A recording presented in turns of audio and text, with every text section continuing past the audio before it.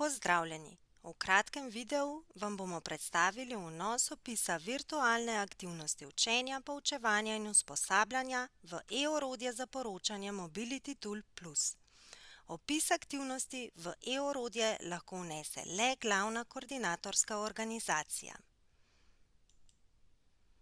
Glavna koordinatorska organizacija v e-orodje vnese opis aktivnosti, vse organizacije, ki so se te aktivnosti udeležile, z izjemo organizacije gostiteljice, pa vnesejo podatke o svojih udeležencih.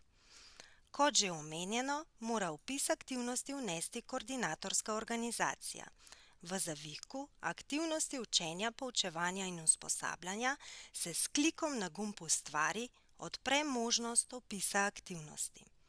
Za ustrezen opis je treba izpolniti vsa polja, ki imajo pod poljem za vnos zapisano zahtevana vrednost. Polja, ki jih je treba izpolniti so: polje številka aktivnosti. Predvidene LTT aktivnosti v prijavnem obrazcu že imajo svoje oznake, na primer C1, C5. Iz izbornega menija izberite ustrezno oznako.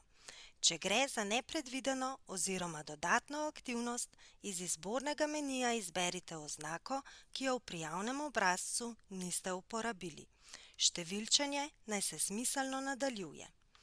Polje vrsta aktivnosti. Iz izbornega menija izberite ustrezno možnost, ki jo opisuje vašo aktivnost. Kratkotrajni dogodki za skupno usposabljanje osebja, če je bila aktivnost namenjena le osebju, ter kratkotrajna izmenjava skupin učencev, če je bila aktivnost namenjena učencem, dijakom. Polje naziv. Če gre za aktivnost, ki je bila predvidena v prijavnem obrazcu, vpišite naziv naveden v prijavnem obrazcu, v primeru nepredvidene oziroma dodatne aktivnosti vpišite naziv, ki je skladen z ostalimi aktivnostmi oziroma projektom. Polje vodilna organizacija. Iz izbornega menija izberite organizacijo, ki je dogodek gostila. Ni nujno, da je to glavna koordinatorska organizacija projekta. Polji država dogodka in kraj dogodka se avtomatično izpolnita, ko izberete vodilno organizacijo. Polje virtualna kombinirana fizična aktivnost. Iz izbornega menija izberite virtualna. Ker so vse virtualne LTT aktivnosti obravnavane kot aktivnosti zaradi višje sile, Mobility Tool Plus aktivnosti avtomatično dodeli oznako višja sila. Polje datum začetka. S klikom na ikono koledar na desni strani polja se vam odpre koledar, v katerem označite datum prvega delovnega dne aktivnosti. Polje datum konca zaključka. Če je aktivnost potekala v zaporednih dnevih, naj bo datum zaključka zadnji delovni dan aktivnosti.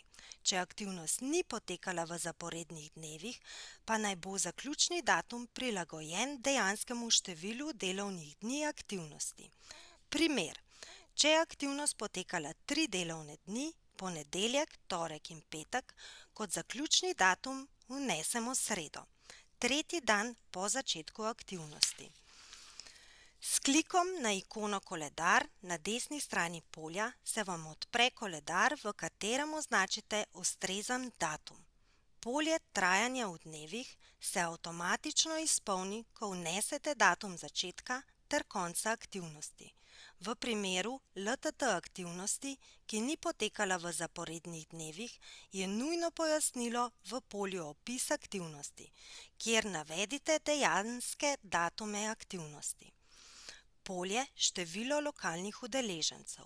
Vpišite število sodelujočih oseb organizacije gostiteljice, koordinatorska organizacija naj podatek pridobi pred vnosom LTT aktivnosti v e-orodje. Polje Opis aktivnosti. V tem polju predstavite aktivnost. V pomoč so vam vprašanja navedena nad poljem. Če aktivnost ni potekala v zaporednih dnevih, predstavite tudi dejanski potek aktivnosti.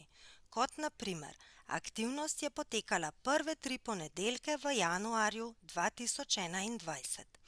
Da bo opis razumljiv vsem sodelujočim organizacijam, priporočamo, da je pripravljen v angleškem jeziku oziroma v jeziku partnerstva. Ko so vse zahtevane vrednosti vnesene, se na dnu strani pojavi zelen gumb Shrani. S klikom na ta gumb vneseno shranite. Ko boste opis shranili, bo aktivnost vidna tudi ostalim partnerjem, ki bodo pridobili možnost vnosa svojih udeležencev. Popravki posameznih polj so možni, dokler eden od partnerjev ne vnese podatka o svojih udeležencih.